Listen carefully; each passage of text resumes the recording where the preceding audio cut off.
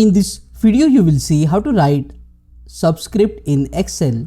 As an example, I have shown here how to write H2O in Excel with the small 2 at the bottom. It's very easy.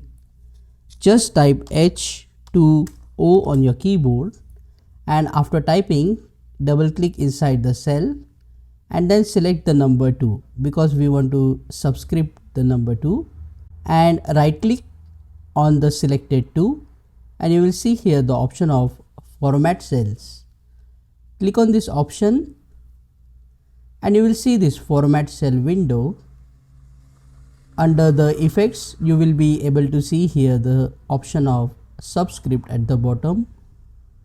To apply subscript, you will need to check this box, and after checking the box, just click on OK and you will get the subscript in Excel.